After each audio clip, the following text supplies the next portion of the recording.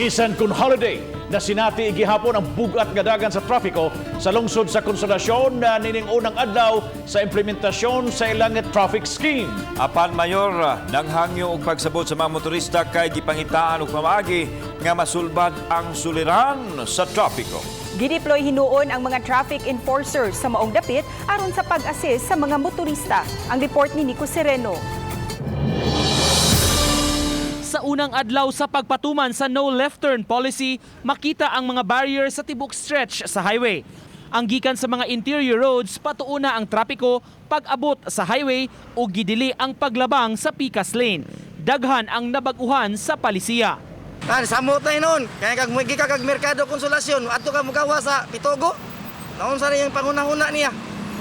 Imbes na iduulong tagyanan. Gusto sila nga dili makuha ang ka-traffic unta, wa sila mahatag permit sa mga building dire. Nalibog sila kay magpangita naman sila og asa na sila motuyok dapit. May duha ka mga U-turn slots nga gitagana. Una sa may barangay Poblasyon Occidental.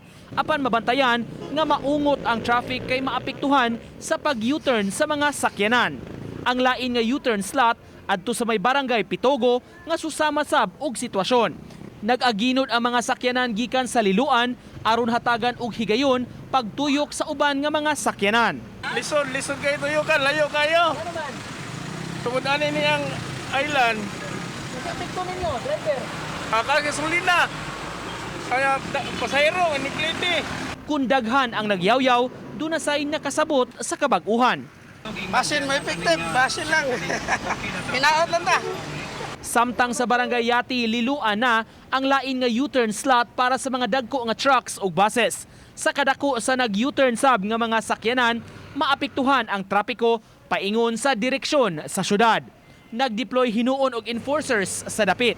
I-inform na mo ditong Konsolasyon nga ipapilit sila daan out there para sayo na lang ang pag-U-turn nila. For mga trucks mo mga buses. Katong trucks nga tag-as gyud.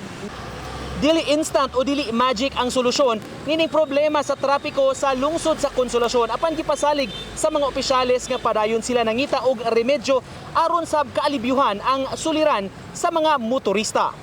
Sa Facebook post gipasabot ni Mayor Johannes Aligado, gibasa nila ang mga suhestyon sa mga tao kalabot sa traffic problem.